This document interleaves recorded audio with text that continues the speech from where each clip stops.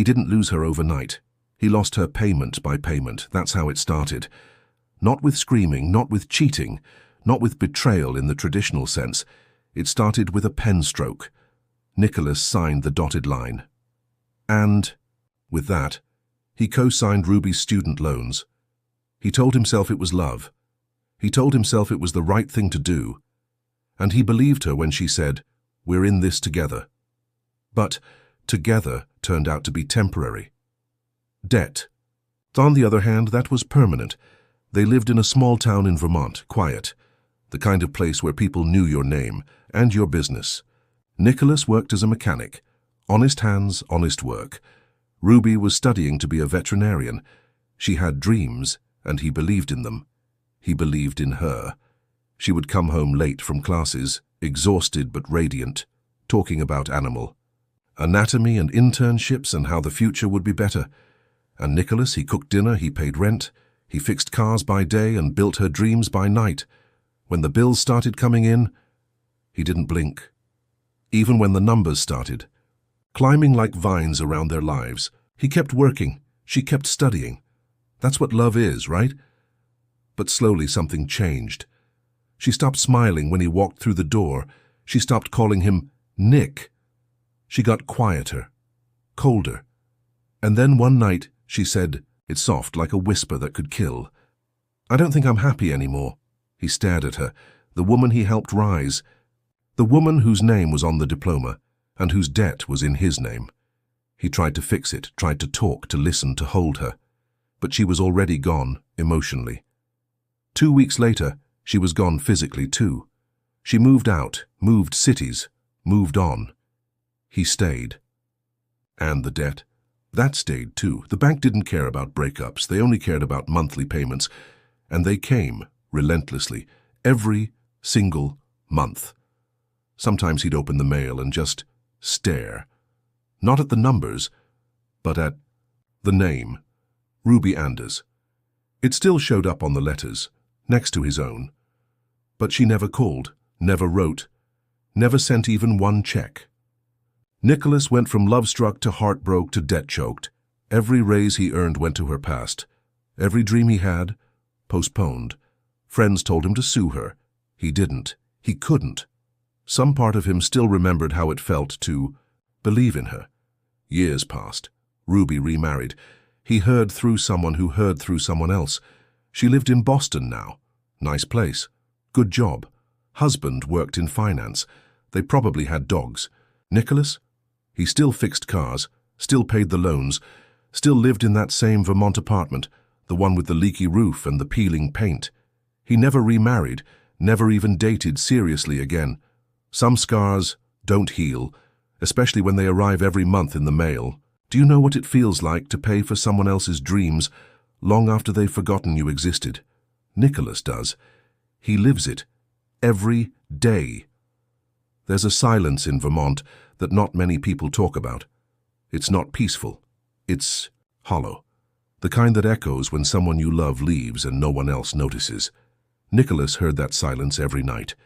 He still kept her favorite coffee mug, still used her shampoo by accident, still found long red hairs in the bathroom drain sometimes, years later. The town moved on, people forgot. But his heart was like an old engine that refused to turn over. At the shop they called him Nick the Quiet. He never talked much about Ruby. Didn't complain, didn't whine, just worked. There was this new kid at the garage, Tyler. 22, always smiling, music too loud in the mornings.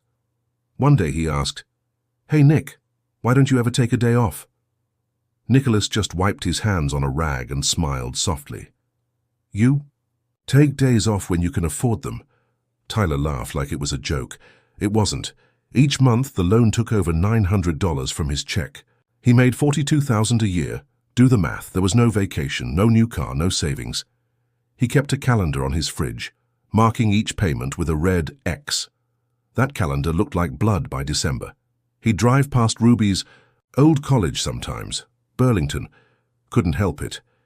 It was on the way to the parts supplier. He'd see students laughing, arms full of books, dreams in their eyes. And he'd wonder, do they know what it costs? Not just the tuition, But the real cost, the years, the love, the pieces of your soul. He never blamed Ruby for wanting more. He just wished she hadn't asked him to carry it with her, and then left him under the weight. His parents had passed away years earlier. No siblings, no kids. Holidays were just days. There was a diner near his place. He'd go there sometimes, sit at the counter, order black coffee. Same waitress. Every time, Deb. "Still hanging in there, Nick?" He'd nod. Every time. One cold February morning, he got a letter. Not a bill this time. It was from a lawyer in Boston. At first he thought it was a mistake. But no. There it was. Her name again. Ruby. She wasn't suing him. She was requesting his signature. She wanted to refinance the loan. Under her name only. Something about her credit score finally being strong enough. He stared at the paper. Could this be it? Could he finally be free? He didn't sign it. Not right away. He placed the paper on his table. Sat there. Hours passed. He wasn't angry. He was confused. Why now? Why, after all these years, did she want to take it back? Was it guilt? Was it a favor? Or was it just paperwork, cold and simple? He called the number on the letter. It rang 4 times, then, "Hello?" It was her voice older, sharper. She didn't say, "Hi, Nick." She said, "Thanks for calling. Did you get the documents?" No warmth, no memory, just business. He cleared his throat. "Yeah, I got 'em." Long pause. "I'll sign them," he said. Another pause. "Okay," she answered. "No, thank you. No, I'm sorry. Just okay." He hung up. He signed the papers that night. Not because she deserved, but because he did. He mailed them the next morning, and for the first time in 12 years he felt lighter. But that freedom, it was short-lived. 3 weeks later he got another letter. The refinancing had been denied. Ruby had lied. She didn't qualify. The loan was still his. And she never answered his calls again. Spring came to Vermont. Like it always did, slowly. Snow melting into dirty puddles. Trees still bare, as if unsure whether it was safe to bloom again.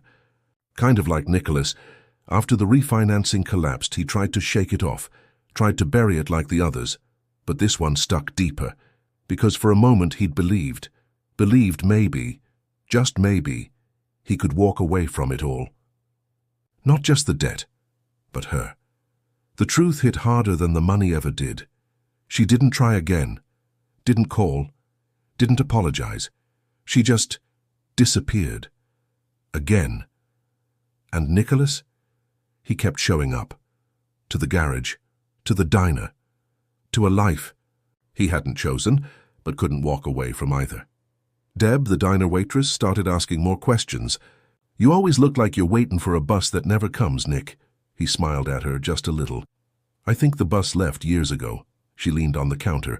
"Then maybe it's time to start walking." That line stayed with him more than it should have. For the first time in a long time, Nicholas started taking small detours. After work, he'd drive past Lake Champlain, sit by the edge, watch the sun melt into the water like gold turning to ash. He started fixing up an old truck on weekends, just for himself. Didn't matter if it never ran. He needed something. That was his again. And Tyler, the kid from the garage, he stuck around, started asking real questions. "Nick, you ever think about moving? Starting over somewhere else?" Nicholas just shook his head. "Debt doesn't have a zip code. It follows you." But there was something in Tyler's eyes, a kind of concern, like a son looking at a father who never learned how to rest. "You ever talk to her?" "No." "You want to?" Silence. Then, "What for?" One evening, a friend from Ruby's college days came into the shop. Didn't recognize Nicholas at first, but when she saw the name on the receipt, she blinked hard. "You're Ruby's ex-husband." He nodded slowly. She hesitated. "She got married again, you know. 2 kids now. Big house in Newton." He nodded again, but this time something cracked. Not loud, not dramatic. Just a quiet breaking somewhere deep inside. She had moved on. Really moved on. And he was still paying for her past.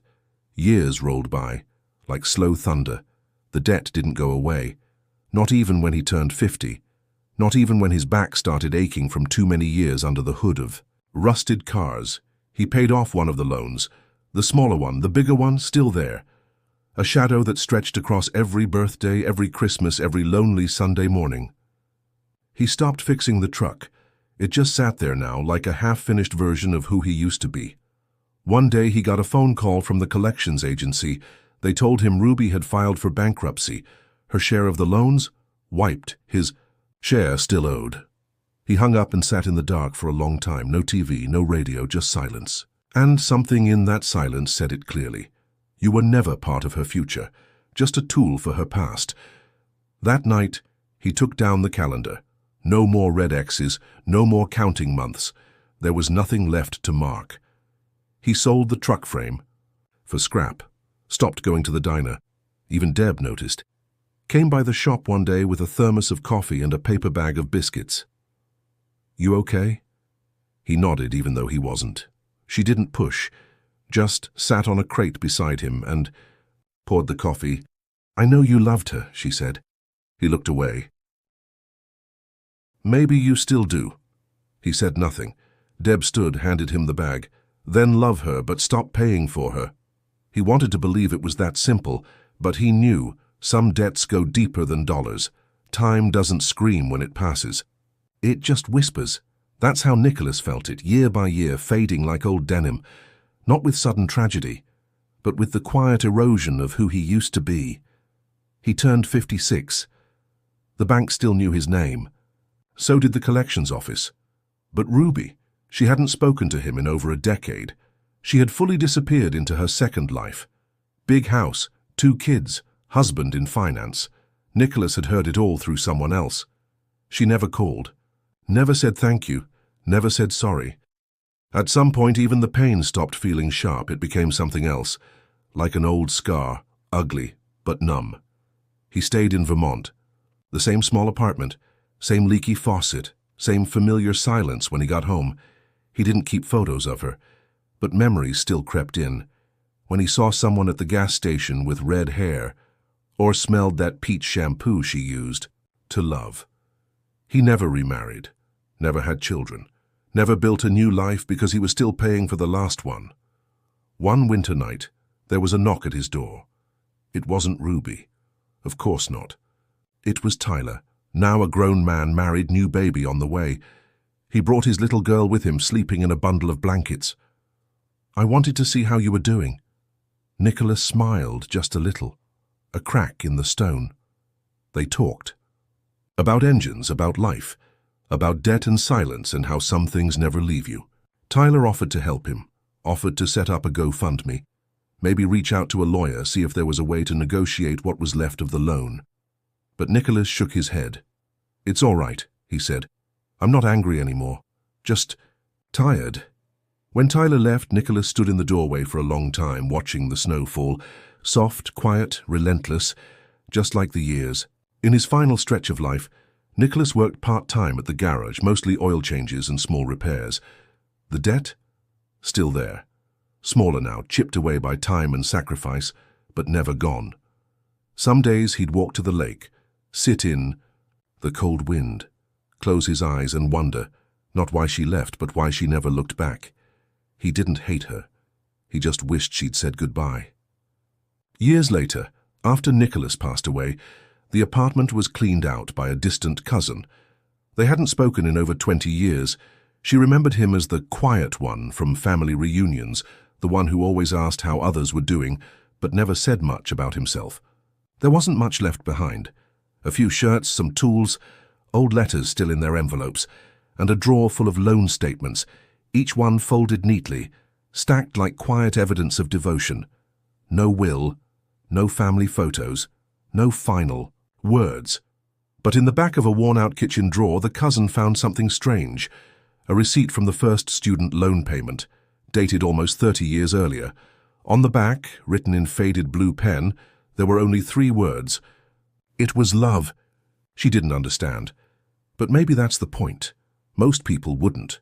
They'd call him a fool, say he should have never signed, say he should have moved on, rebuilt, remarried, reclaimed his life. But Nicholas wasn't built like That. He didn't carry grudges. He carried promises, even after the person he made them to stopped carrying him. He didn't live for revenge. He didn't beg for closure. He simply kept going. Not because he wasn't broken, but because he was, and still showed up anyway. And maybe in a world obsessed with walking away, there's something unspeakably noble about the man who stayed, even when it cost him everything. And if this story moved you or even made you think, don't forget to subscribe to the channel, like this video, and share it with someone. And this story is a work of fiction. All characters, names, and situations are entirely made up and are not based on real individuals. Any resemblance to actual persons, living or dead, is purely coincidental.